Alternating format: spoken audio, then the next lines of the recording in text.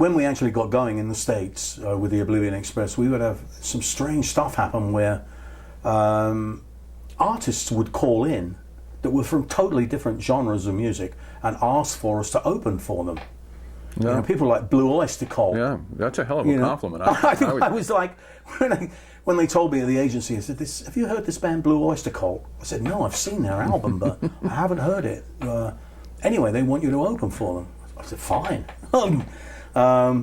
ZZ Top. We opened for ZZ Top that's at the Madison Square Garden Forum. You know, I was like, who else? And then Who else the most amazing thing, well, the most amazing one, I think, you know, there were many, but Earth, Wind and Fire, man, now that's a compliment. Yeah. That was a tremendous compliment. One of the finest bands of all time. And yeah, I think so. That was the most amazing music show I've ever seen. Mm-hmm. Ever seen. Everything.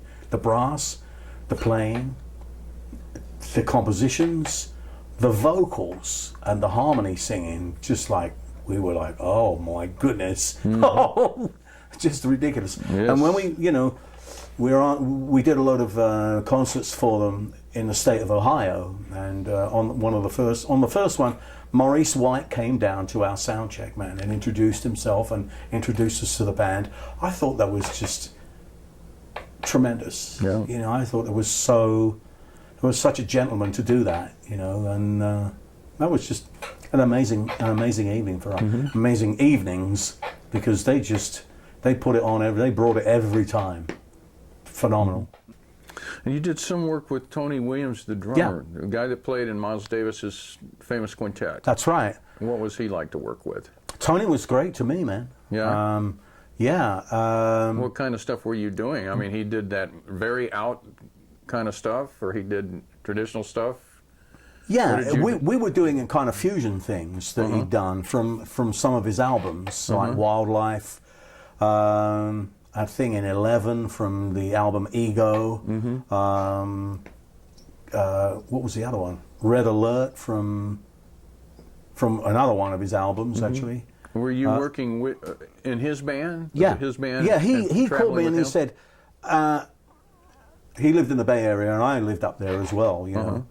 And he called me up and said, hey, would you like to come to... No, this is how it happened. This is how strange things are. I got a call from Lenny White.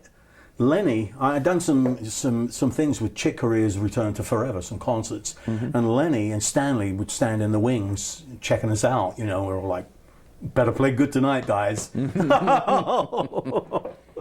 And Lenny came over and he said, hey, would you like to play on my album? I'm doing a solo album called Big City. Would you like to play? You know, I said, man, it would be my honor, you know. And again, what a great guy Lenny is, and a tremendous player, one of the best. And so I did that, and then he called me up and said, I've got this thing out in France. We're going out to do this festival. It's me, Jeff Berlin on bass, the Brecker Brothers, Al Di Meola, and I'd like you to play keyboards. And I said, just try and stop me. Yeah. Oh man, what a lineup. And they filmed that, and the film, I don't know where the film ended up, man, because it never left France for some reason. It was ridiculous. But at the end of the show, you know, they were asking for an encore, and he came over and said, look, Tony Williams is here. And his band, although it was only in England, and this is the south of France, never made it. Like, God knows why they didn't make it. And so he says, look, they're not going to pay Tony unless he plays. So would you mind if he comes on with us for the encore and plays a couple of things? I said, would I mind? Are you kidding? A chance to play with Tony Williams? Are you kidding, Lenny? You know. So I was between the two drummers. Oh, they played together? They played together, yeah. We all played together, man, you know. So the next thing is that Tony calls me up and asks me whether I'd do this thing to come with him to Japan for a week to do the Live Under the Sky festival. And so we did some rehearsals and things, and we played this kind of material. I think Ronnie Montrose was on guitar. one of the Cipollina brothers was on bass, and then myself on keyboards, Tony. And Tony said, by the way, the first set, which was about 90 minutes, said it's us. And Billy Cobham is joining me for the second set.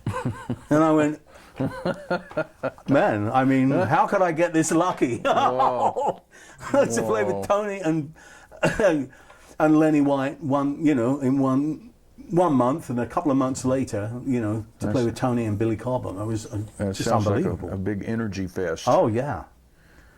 Good grief. Well, you certainly have had some fun. Absolutely. I mean, it's certainly been that, man. It's certainly been much more, than I could ever imagine for somebody who started to play on, a piano and made it all the way through to play with those guys.